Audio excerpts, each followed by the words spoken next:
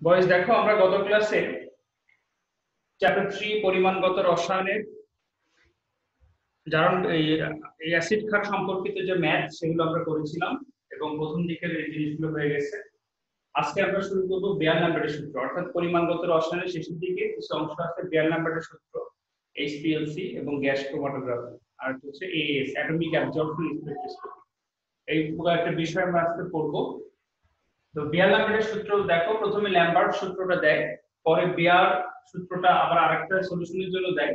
সেই ক্ষেত্রে দুইটা মিলিয়ে আমরা বেয়ার ল্যাম্বার্টের সূত্র বলে থাকি। ঠিক আছে, তো প্রথমে দেখো ল্যাম্বার্টের সূত্র। ল্যাম্বার্ট যে সূত্রটা বলে সেটা তিনি বলেন, দেখো কোনো স্বচ্ছ মাধ্যমের মধ্য দিয়ে কোনো একটি নির্দিষ্ট তরঙ্গ দৈর্ঘ্যের আলোক রশ্মি প্রবাহিত করলে মাধ্যমের পুরুত্বের সাপেক্ষে আলোকের তীব্রতা হ্রাসের হার প্রবেশকৃত আলোক তীব্রতার সমানুপাতিক। অর্থাৎ কোন স্বচ্ছ মাধ্যমের মধ্য দিয়ে কোন একটি নির্দিষ্ট তরঙ্গ দৈর্ঘ্যের আলোক রশ্মি প্রবেশ করালে মাধ্যমের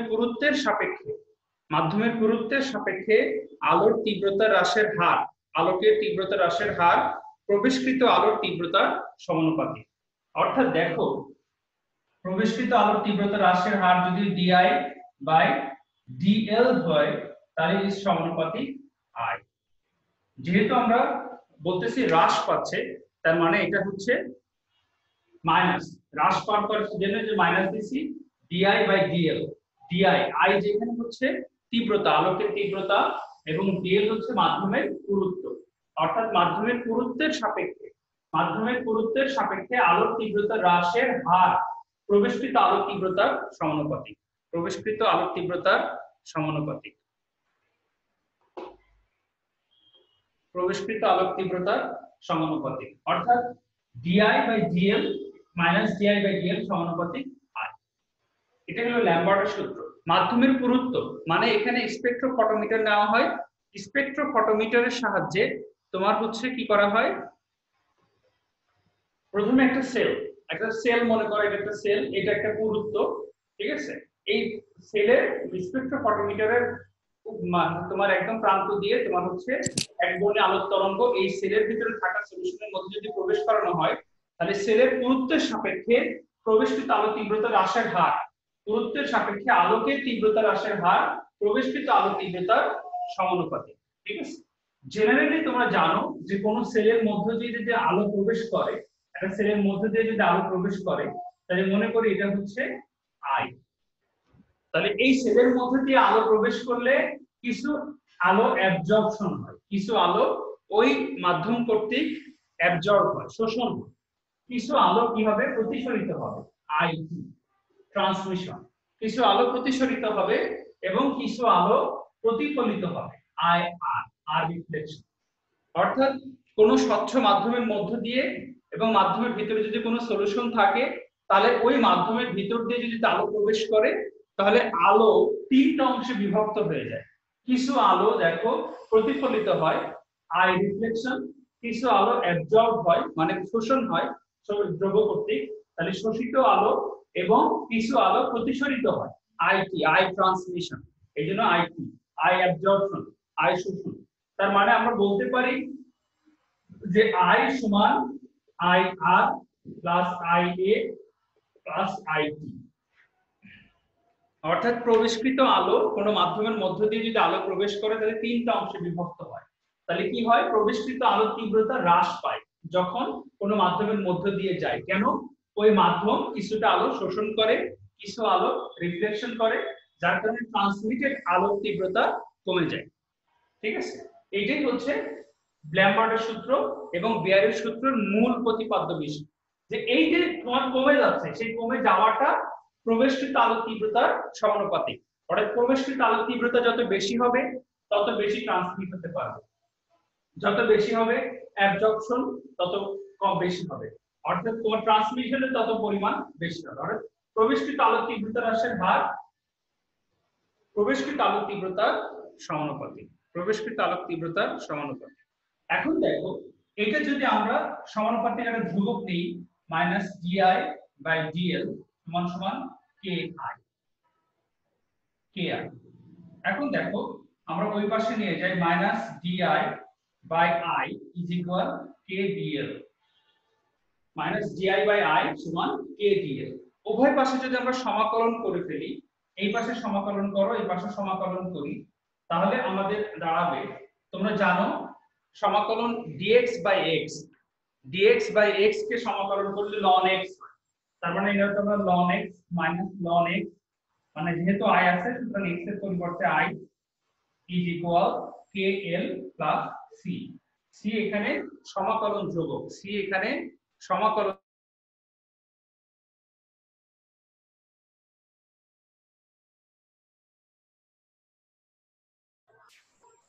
c এখানে সমাকলন ধ্রুবক, অর্থাৎ ln i is equal kl plus c। তো c এখানে সমাকলন ধ্রুবক, যখন আমরা একটা মান বের করে ফেলতে পারি, যখন l সমান 0, l সমান 0 মানে যখন কোনো পুরুত্ব নেই, কিচ্ছু নেই, তখন প্রবেশকৃত আলোর তীব্রতার কোনো হ্রাস বৃদ্ধি হবে না, তখন i is equal i naught হবে, অর্থাৎ শূন্য মাধ্যমে তখন i is equal i naught হবে, অর্থাৎ তখন শূন্য মাধ্যমের যে তীব্রতা সেই তীব্রতার সমান হবে, যেহেতু কোনো পুরুত্ব নেই, কিচ্ছু নেই, সুতরাং শূন্য মাধ্যমের যে তীব্রতা i is equal i naught হবে। এখন i is equal i naught এর মান, এই মান 1 নম্বর সমীকরণে বসিয়ে পাই,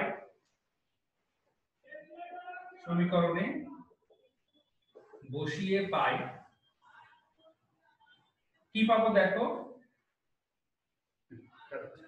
পাবো দেখো, minus ln i naught is equal k into 0 plus c, তাহলে অতএব আমরা পাই c is equal minus ln i naught। এখন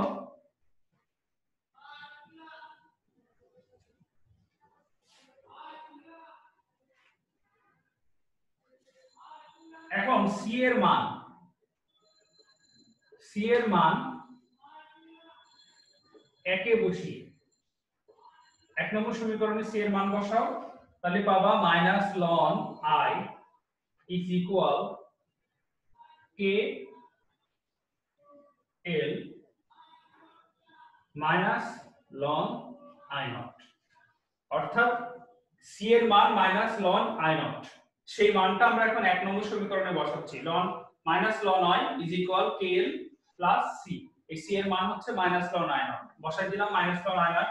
এটাই যদি এই পাশে নিয়ে আসি তাহলে আমরা পাই ln i naught minus ln i is equal kl, অতএব ln i naught by i is equal kl, equal আমরা যদি log নেই তাহলে log i naught by i is equal k by 2.303l, k by 2.303l এটা কিন্তু আরেকটা ধ্রুবক, অর্থাৎ k হলো সমানুপাতিক ধ্রুবক, 2.303 এটা আরেকটা ধ্রুবক, সুতরাং দুইটা মিলে আরেকটা ধ্রুবকে পরিণত হচ্ছে।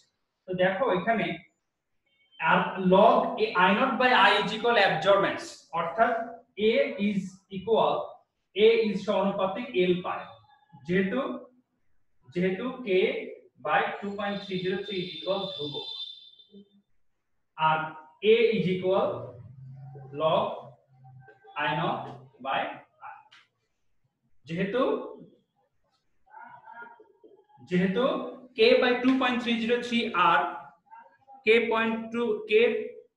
by 2.303 r is equal ধ্রুবক, আর log i naught by i সমান সমান a, অর্থাৎ a হলো absorbance,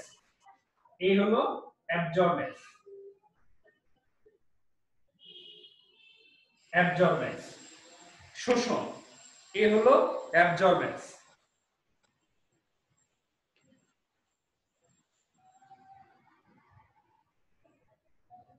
বিশেষণ মাত্রা বলা হয়, absorbance বলা হয়, এই হলো absorbance বা শোষণ মাত্রা, এই শোষণ মাত্রা a is proportional l, ঠিক আছে, অর্থাৎ এটা একটা সমীকরণ আমরা পাইলাম। এখন দেখো k by 2 এটা যেহেতু ধ্রুবক, তার মানে আমরা বলতে পারি এই সমীকরণে আরেকটা বিরূপ বলতে পারি, যে কোনো মাধ্যমের মধ্য দিয়ে যদি এক বর্ণে আলোক রশ্মি প্রবেশ করানো হয় তাহলে তার শোষণ ওই পুরুত্বের সমানুপাতিক, অর্থাৎ মাধ্যমের পুরুত্বের সমানুপাতিক, মাধ্যমের পুরুত্ব যত বড় হবে শোষণ তত বেশি হবে। তার মানে তোমার হচ্ছে আমি যে এখানে একটা সেল এঁকেছিলাম, সেলটা ভিতর দিয়ে যে আলো প্রবেশ করছিল সেই সেলটা যদি পুরুত্ব আরো বড় হয়, তুমি যদি পুরুত্ব এতটুকু হয়, আবার যদি বড় করো, আরো যদি বড় করো, যত বেশি তুমি পুরুত্ব বড় করবা ওই প্রবেশকৃত আলোর শোষণ তত বেশি আসবে। ঠিক আছে, প্রবেশকৃত আলোর শোষণ তত বেশি হবে। অর্থাৎ অ্যাবজর্বেন্স ইজ প্রপোর্শনাল এল, অর্থাৎ মাধ্যমের পুরুত্ব যত বেশি হবে সেই মাধ্যমে শোষণ তত, আলোর শোষণ তত বেশি হবে। ঠিক আছে, এটাই হচ্ছে ল্যাম্বার্টের সূত্র। এখন আমরা যদি বেয়ারের সূত্রটা লিখি, আশা করি সবাই তুলে নিয়েছো। স্যার এখানে কি স্যার আলোর প্রতিসরণাঙ্ক বিষয় আছে না, মানে আলো বেঁকে যাওয়ার জিনিসটা? হ্যাঁ, আলো তো প্রতিসরণ হবেই, আলো তো প্রতিসরণ হবেই, মাধ্যমের ভিতর দিয়ে আলো প্রতিসরণ হবে। সেই প্রতিসরিত আলোটাকে আমরা বলতেছি ট্রান্সমিশন, আইটি, কি পরিমাণ প্রতিসরণ হচ্ছে। ঠিক আছে, সেই প্রতিসরণ হচ্ছে, আর মাধ্যম কর্তৃক কি পরিমাণ আলো শোষিত হচ্ছে, আর কি পরিমাণ রিফ্লেকশন হচ্ছে। যদিও মাধ্যম যদি স্বচ্ছ হয় রিফ্লেকশন কম হয়, এই জন্য I is equal I A plus I T হয়। যখন মাধ্যম স্বচ্ছ হয় তখন প্রতিফলন হয় না, আই আর জিরো হয়। ঠিক আছে, সেই ক্ষেত্রে আমরা অ্যাবজর্বেন্সটাকে বলি এবং ট্রান্সমিশনটাকে বলি। অর্থাৎ আমরা এখানে অ্যাবজর্বেন্স এবং ট্রান্সমিশনের বিষয়টা নিয়ে আলোচনা করতেছি, যে কি পরিমাণ অ্যাবজর্বেন্স হবে, কি পরিমাণ দ্রবণের ঘনমাত্রা হবে, কি পরিমাণ মাধ্যমের পুরুত্ব হবে, সেই হিসেব নিয়ে আমরা চিন্তা করতেছি। এখন দেখো বেয়ারের সূত্র।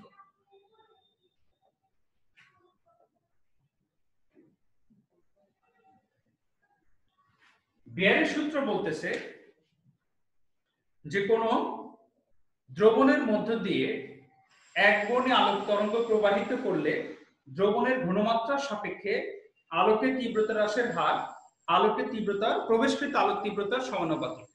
অর্থাৎ কোন দ্রবণের মধ্য দিয়ে, আগে ছিল কোন মাধ্যমে, স্বচ্ছ মাধ্যমের মধ্য দিয়ে, বুঝছো, ওই মাধ্যমের মধ্যে যদি এখন দ্রবণ নিয়ে নিই, সলিউশন নিয়ে নিই, তাহলে পরে কি হবে? যদি দ্রবণ নিয়ে নিই তাহলে সেই দ্রবণের ঘনমাত্রার সাপেক্ষে আলোক তীব্রতা হ্রাসের হার প্রবেশকৃত আলোক তীব্রতার সমানুপাতিক। বয়স দেখো, তাহলে আমরা এখানে পাচ্ছি মাইনাস ডিআই বাই ডিসি, যেখানে সি হলো কনসেন্ট্রেশন, ঘনমাত্রার সাপেক্ষে প্রপোর্শনাল প্রবেশকৃত আলোক তীব্রতার সমানুপাতিক। অর্থাৎ মাইনাস ডিআই বাই ডিসি সমানুপাতিক আই। ঠিক আছে, যদি এখানে তোমার হচ্ছে প্রবেশকৃত আলোক তীব্রতার সমানুপাতিক কি হবে? ঘনমাত্রার সাপেক্ষে। তার মানে কি, ঘনমাত্রা যত বেশি হবে শোষণ তত বেশি হবে, ট্রান্সমিশন কম হবে। ঠিক আছে, অর্থাৎ যত আলোক তীব্রতা হ্রাসের হার, অর্থাৎ আলোক তীব্রতা ততই কমে যাবে যদি তোমার হচ্ছে ঘনমাত্রা যত বেশি হবে। অর্থাৎ প্রবেশকৃত আলোক তীব্রতার সমানুপাতিক হবে। এখন ডিআই কি স্যার? হ্যাঁ, ডিআইটা কি স্যার? ডিআই হচ্ছে যে তোমার আলোক তীব্রতা হ্রাসের হার, একটা ক্ষুদ্র পরিসীমা, ক্ষুদ্র বিষয়ে তোমার হচ্ছে আলোক তীব্রতা হ্রাস, আর ডিসি হচ্ছে ক্ষুদ্র ঘনমাত্রার সাপেক্ষে কি পরিমাণ হ্রাসটা পাচ্ছে, আর আই হচ্ছে প্রবেশকৃত আলোক তীব্রতা, আর ডিআই হচ্ছে আলোক তীব্রতার যে হ্রাস, সেই হ্রাসের পরিমাণ, আর ডিসি হচ্ছে ঘনমাত্রার পরিমাণ। এটা আমরা ক্ষুদ্র পরিসরে হিসাব করব, কারণ পরে আমরা সমাকলন করব, পরে সেটা টোটাল আকারে বেরিয়ে আসবে। এখন দেখো, আমরা যদি এটার একটা সমানুপাতিক ধ্রুবক নিই, minus DI by D C is equal K R, তাহলে আমরা দেখো আই এই পাশে নিয়ে নিই, আর হচ্ছে কে ওই পাশে দিয়ে দিই, I is equal K DC. তাহলে উভয় পাশে সমাকলন করো, সমাকলন করলে এটা আসবে আমরা আগের মতোই, minus ln I is equal k c plus একটা সি প্রাইম সমাকলন ধ্রুবক নিতে পারি আমরা, যেহেতু আমরা সি এখানে ঘনমাত্রা, সি প্রাইম না নিয়ে তুমি অন্য কিছু নিতে পারো, সি প্রাইম সমাকলন ধ্রুবক। তো যখন দেখো, যখন সি ইজ ইকুয়াল 0, অর্থাৎ কোনো ঘনমাত্রা নেই, কোনো কিছু নেই, তখন শূন্য মাধ্যমের আলোক তীব্রতা প্রবেশকৃত আলোক তীব্রতার সমান হয়। শূন্য মাধ্যমের অর্থাৎ I is equal I not হয়। তখন এই মান যদি আমরা এই সমীকরণে বসাই, আবার সে এখন 2 নম্বর দাও, তাহলে 2 নম্বর সমীকরণ হতে এই মানগুলো বসাই, তাহলে minus ln I naught is equal K into 0 plus C prime, তাহলে অর্থাৎ C prime is equal by minus ln I naught, অর্থাৎ C prime is equal minus ln I naught. এইটা আবার আমরা 2 এ যদি বসাই, তাহলে দেখো ওটা যদি আমরা আবার 2 এ যদি বসাই, তাহলে আমরা পাই দেখো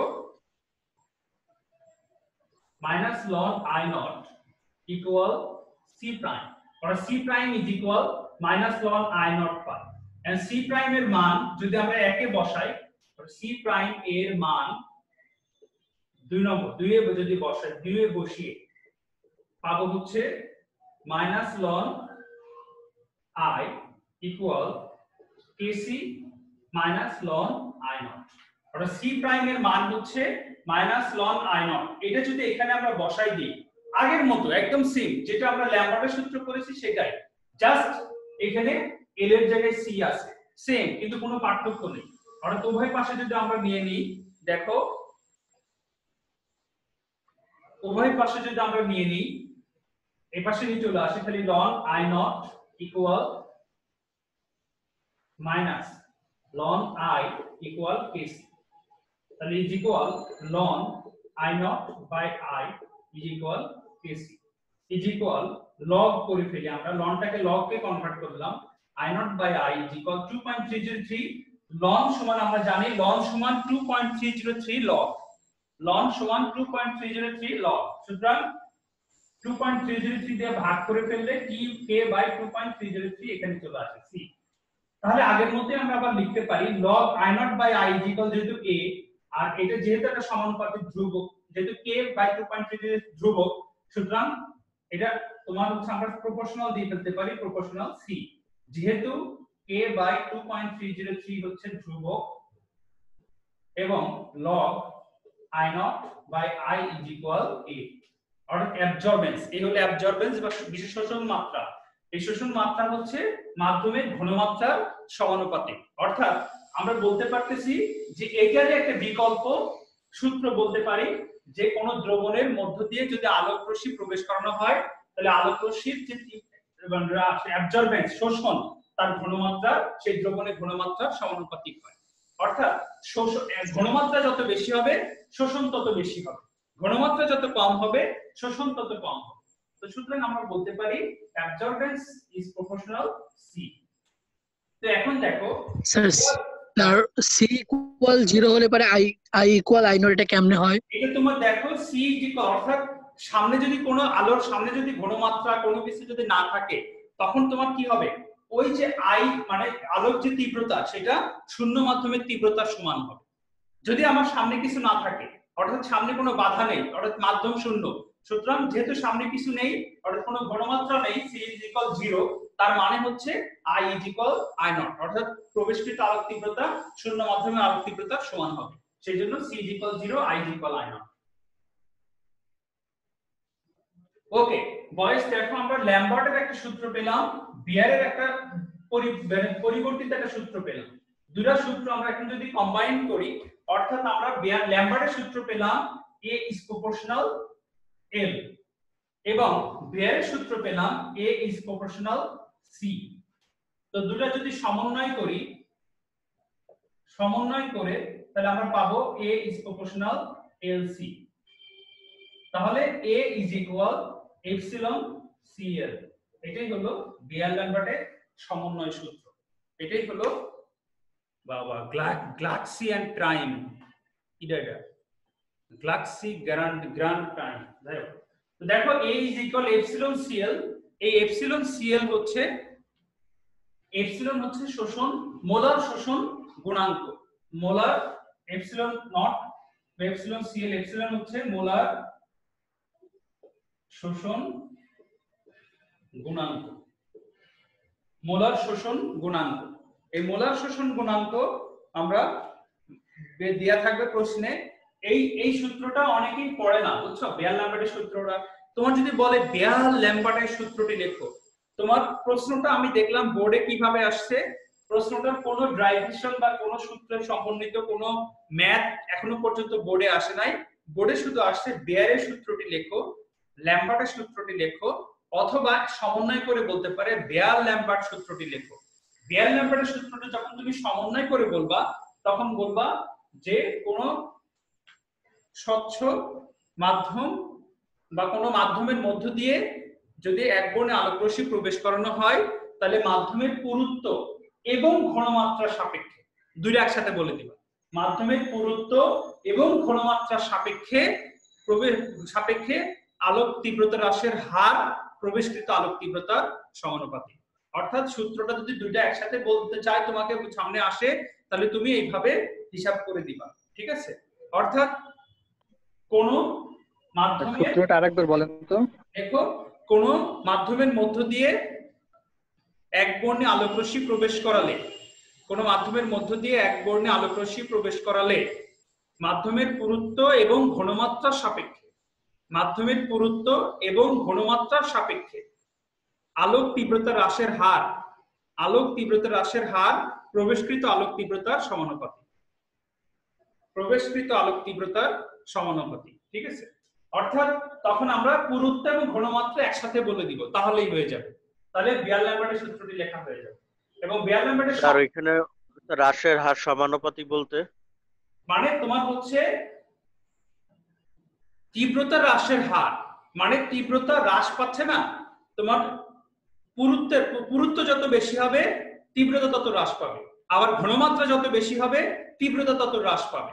অর্থাৎ যে ট্রান্সমিট হচ্ছে আলোকরশ্মি, মানে কোনো মাধ্যমের মধ্য দিয়ে যখন আলোকরশ্মি প্রবেশ করতেছে তখন কি এটা আইটি হচ্ছে না, এই যে আইটি আর আই প্রবেশ করতেছে, তাহলে এই যে আই ট্রান্সমিট হচ্ছে, তার মানে কি এই ট্রান্সমিশন যে আলোকরশ্মি তার তীব্রতা হ্রাস পাচ্ছে।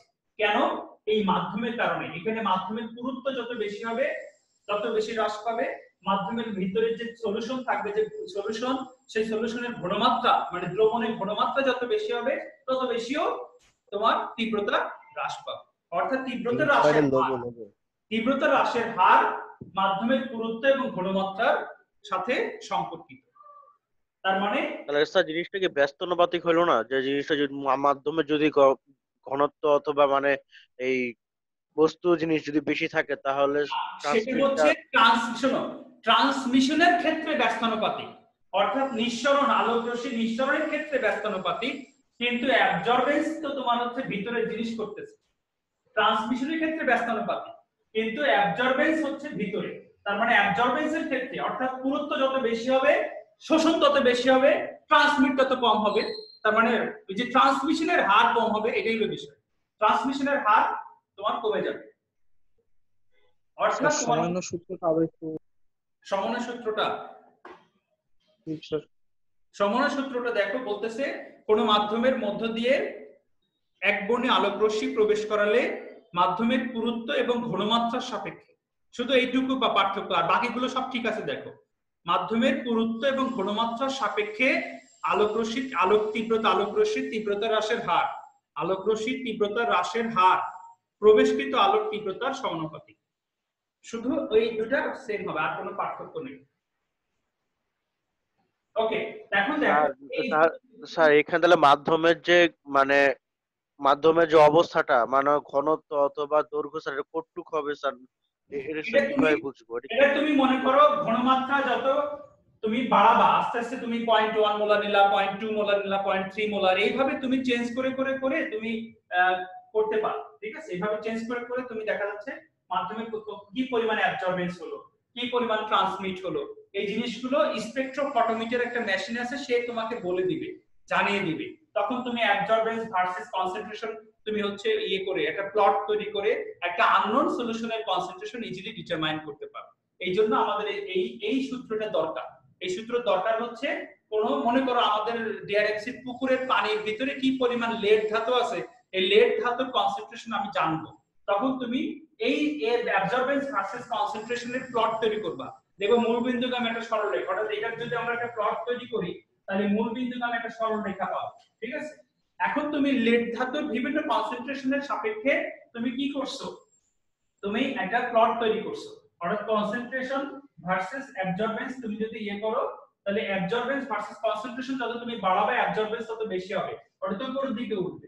এখন তুমি ওই মানে ডিআরএক্স এর পুকুরের পানির তুমি লেড ধাতুর যে কনসেন্ট্রেশন ওখানে আছে সেটা তুমি জানো না, কিন্তু তুমি এই অ্যাবজর্বেন্স ভার্সেস, অর্থাৎ তুমি ওই সলিউশনটা এখন স্পেকট্রোফটোমিটারে দিলা, সে একটা অ্যাবজর্বেন্স দেখাবে, সেই অ্যাবজর্বেন্স মনে করে এই ভার্সেস সোজা এখানে যাবে, যে তুমি নিচের দিকে নামাও, তাহলে এইখানে একটা কনসেন্ট্রেশন তুমি বলে দিতে পারবা যে আমাদের পুকুরের পানিতে লেডের কনসেন্ট্রেশন এত % বা এত পরিমাণ বা এত ppm এককে সাধারণত এগুলো নির্ণয় করা হয়, কারণ অল্প পরিমাণে থাকে তো।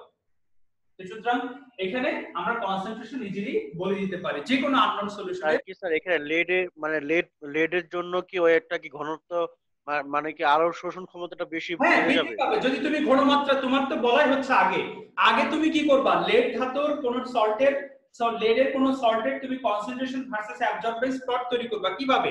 তুমি প্রথমে 0.1% বা আরো কম ঘনমাত্রা, কারণ যেহেতু লেডের কনসেন্ট্রেশন তোমার পুকুরের পানিতে অনেক কম আছে, সুতরাং আরো অনেক 0.0001 মোলার ঘনমাত্রার প্রথমে অ্যাবজর্বেন্স নিলা, তারপরে 0.002 মোলার অ্যাবজর্বেন্স নিলা, এইভাবে অ্যাবজর্বেন্স কয়েকটা মানে 8-10টা কনসেন্ট্রেশনের ঘনমাত্রা নিয়ে তুমি কয়েকটা বিন্দু তৈরি করবা, তুমি কয়েকটা বিন্দু পাবা, বুঝছো? সেই বিন্দু বরাবর এখন তুমি একটা ইয়ে করো, মানে দাগ টানো, তাহলে দেখো মূল বিন্দুতে আমি একটা সরল রেখা পাচ্ছ। তাহলে তুমি এখন যে কোনো পুকুরের পানি এখন তুমি নিয়ে এসে ওই দাগটার ভিতরে যদি লেড ধাতু থাকে, তাহলে লেডের জন্য তোমার কিন্তু ওই ভিতরে ওই স্পেকট্রোফটোমিটারের ভিতরে একটা নির্দিষ্ট তরঙ্গ দৈর্ঘ্য আলোক রশ্মি ওর ভিতরে প্রবেশ করতেছে। যখনই প্রবেশ করবে তখন ওই লেড ধাতুর একটা অ্যাবজর্বেন্স পাওয়া যাবে, আর সেই অ্যাবজর্বেন্সের সাপেক্ষে তুমি তখন মাঝখানে এরকম টেনে নিচের দিকে দিয়ে দেখবা যে তোমার কনসেন্ট্রেশন কত হয়, ইজিলি তখন তুমি বলে দিতে পারবে কনসেন্ট্রেশন। তো এই জন্য আমাদের বেয়ার ল্যাম্বার্টের সূত্রটা লাগে। এখন মনে করো কোন একটা দ্রবণের এপসিলন নট এর মান দেওয়া আছে 2 × 10⁻³ আবার তোমার হচ্ছে অ্যাবজর্বেন্স দেওয়া আছে মনে করো 40% অ্যাবজর্বেন্স, L = 2 সেমি, ঠিক আছে? তাহলে তোমার C = কত, অর্থাৎ কনসেন্ট্রেশন what?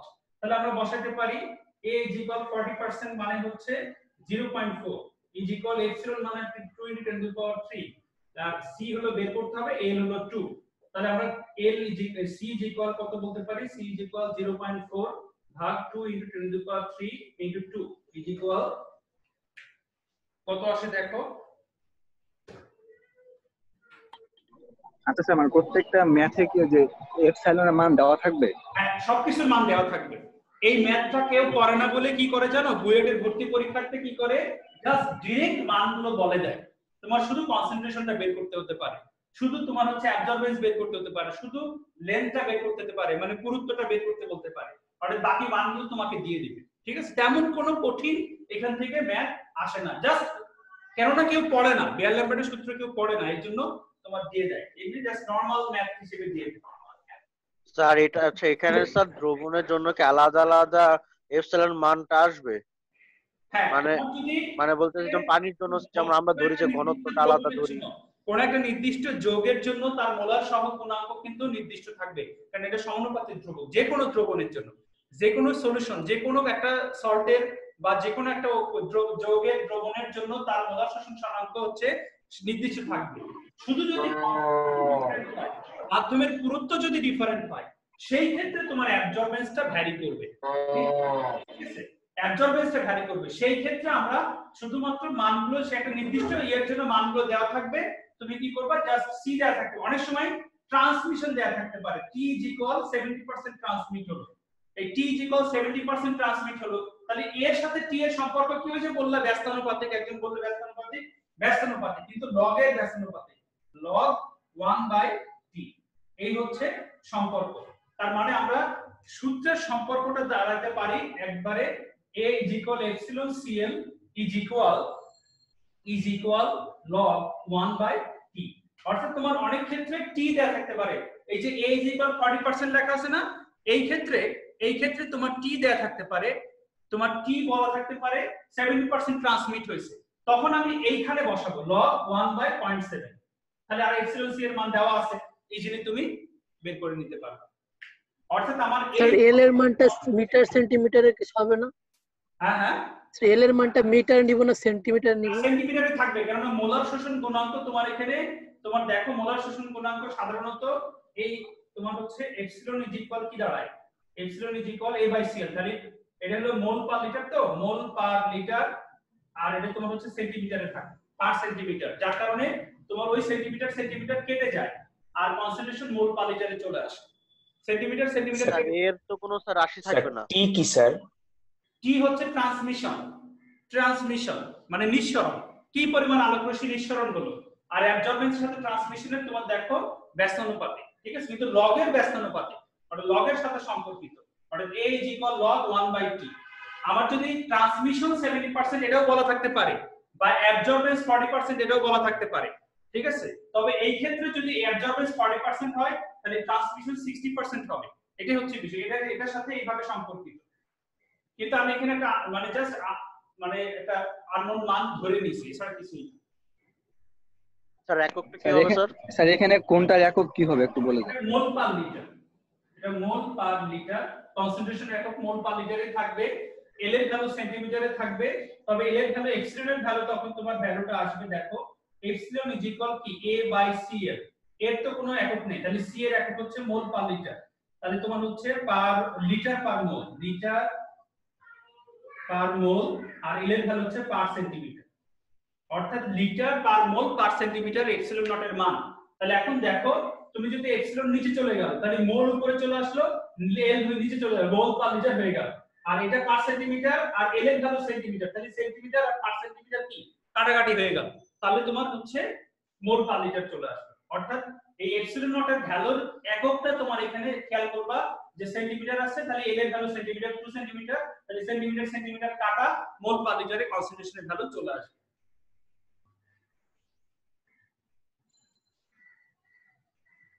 ওকে, আশা করি বেয়ারল্যাম্বার্টের সূত্র সবাই বুঝতে পেরেছো। কোশ্চেনটা কেমন হয় স্যার এখান থেকে স্যার? কোশ্চেনটা আমি তো বললাম বোর্ডের কোশ্চেন আসছে বেয়ারের সূত্রটি লেখো ক তে, আর এক জায়গায় আসছে ল্যাম্বার্টের সূত্রটি লেখো ক তে, আর কোথাও কোনো সূত্র কোনো কিছু বিষয় এই বেয়ারল্যাম্বার্ট সম্পর্কিত কোনো সূত্র আসে নাই। তবে আমি বুয়েটের ভর্তি পরীক্ষায় দেখেছি বেয়ারল্যাম্বার্টের সূত্র সম্পর্কিত ম্যাথ আসছে, বা তোমার ঢাকা ইউনিভার্সিটি ভর্তি পরীক্ষা তো দিয়ে দিতে পারে। শুধুমাত্র কি করবে, তোমার a is equal epsilon not বা এপসিলন, এই যে তোমার এই সূত্রের সম্পর্কিত ম্যাথ দিবে এবং শুধু ভ্যালুগুলো তুলে দিবে, তোমার সূত্রটা মনে রাখলেই তুমি শুধুমাত্র বসিয়ে যে কোনো কনসেন্ট্রেশন বের করে ফেলতে পারো ইজিলি। ওকে ওকে বয়েজ, লেস দেন 1 মিনিট, কারো কোনো কোশ্চেন থাকলে করে ফেলতে পারো। নেক্সট ক্লাসে কি পড়াবেন স্যার? নেক্সট ক্লাসে নেক্সট ক্লাসে এই চ্যাপ্টারের কিছু অংশ বাকি আছে।